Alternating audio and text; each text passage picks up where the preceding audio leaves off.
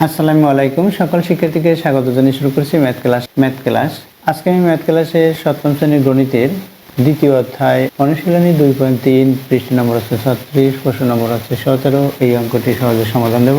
দেখো এখানে দেওয়া আছে স্রোতের অনুকূলে একটি নৌকা 4 ঘন্টায় 36 কিলোমিটার পথ অতিক্রম করে। স্রোতের বেগ ঘন্টায় অর্থাৎ প্রতি ঘন্টায় বলেছে, প্রতি ঘন্টায় 3 কিলোমিটার হলে স্থির পানিতে নৌকার বেগ কত? দেখো এখানে বলেছে স্রোতের অনুকূলে, অর্থাৎ যেদিকে স্রোত যায়, এই যে মনে করি এটা আছে নদী, এদিকে স্রোত যাচ্ছে, নৌকাও এদিকে যাচ্ছে, নৌকাটার বেগ তখন এই নৌকাটি যাচ্ছে এদিকে, অর্থাৎ স্রোতের অনুকূলে বলছে, স্রোত যেদিকে নৌকাও সেদিকে অতিক্রম করে।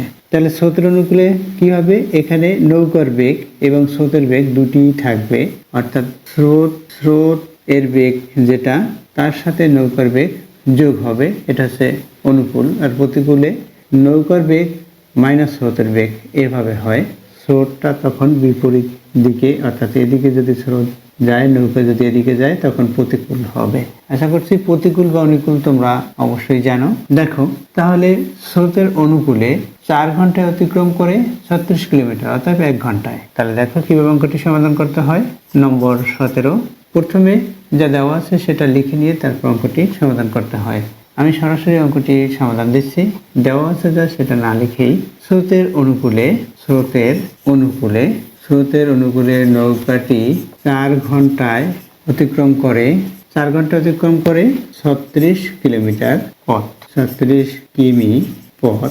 অতএব স্রোতের অনুকূলে নৌকাটি 1 ঘন্টায় অতিক্রম করে, 1 ঘন্টায় কম করবে, সুতরাং এখানে ভাগ হবে, অর্থাৎ এই 36কে এই 4 দ্বারা ভাগ হয়, এত কিলোমিটার পথ, বা 4-এর গুণের নাম তারপরে 4 নং 36, 9 কিলোমিটার, 9 কিমি।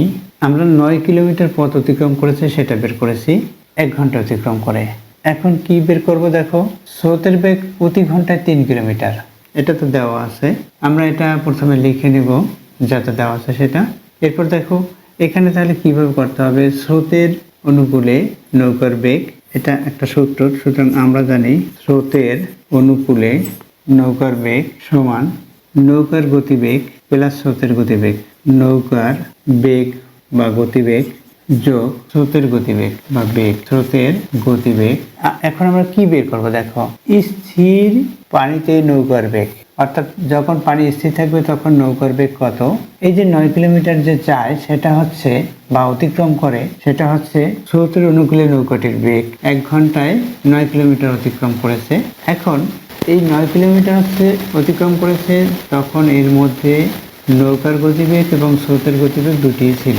তাহলে এখানে হবে কি? অতএব দিয়ে আমরা এই যে সূত্রটি লিখেছি আমরা জানি দিয়ে, তাই এই সূত্রটি আবার অতএব দিয়ে তুলতে হয়। স্রোতের অনুকূলে নৌকার গতিবেগ হচ্ছে, আমি না তুলে সরাসরি বলে দিচ্ছি, 9 কিলোমিটার সমান নৌকার গতিবেগ।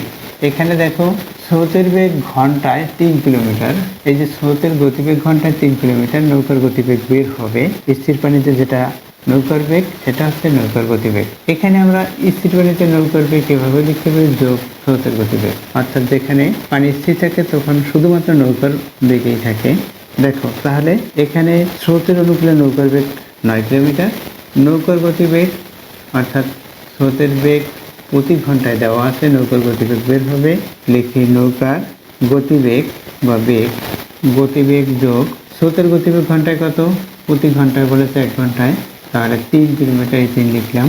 এখন নৌকার গতিবেগ বের করব, সুতরাং এই নৌকার গতিবেগ এখানে ডান পক্ষে আছে, এখানে রেখে এই 3 বাম পক্ষে পক্ষান্তর করবো। তাহলে কীভাবে করতে হবে? বা 9 বিয়োগ 3 সমান এইটা নৌকার গতিবেগ, সেটা লিখবো, অর্থাৎ স্থির পানিতে নৌকার বেগ, নৌকার গতিবেগ, এটা হলো পক্ষান্তর করে নিয়েছি। এই যে প্রক্রিয়া ছিল তার বিপরীত হলো, এই 3 পক্ষান্তর করে লেফট সাইডে নিয়েছি, তাই এখানে 3-এর যে প্লাস সাইন আছে সেটা মাইনাস হলো। অতএব এই নৌকার গতিবেগ হচ্ছে স্থির পানিতে নৌকার বেগ, একই কথা। অর্থাৎ স্থির পানিতে নৌকার বেগ, এটা লিখে রাখি, স্থির পানিতে নৌকার বেগ কত হবে? এটা বিয়োগ করলেই যেটা হবে সেটা 6 কি, এখানে এটা ছিল কিলোমিটার, 6 কিমি, এটা হচ্ছে উত্তর। তাহলে আমরা উত্তর কি লিখবো? 6 কিলোমিটার লিখি, সংক্ষিপ্ত লিখি আমি উত্তর হয় কিমি। কিন্তু উত্তরটি কিভাবে লিখতে হবে? স্থির পানিতে নৌকার বেগ মানে প্রতি ঘন্টায়, সেটা উল্লেখ করতে হবে যে প্রতি ঘন্টায় স্থির পানিতে নৌকার বেগ 6 কিলোমিটার। আশা করি অঙ্কটি কিভাবে করবে এর সমাধান বুঝতে পেরেছো।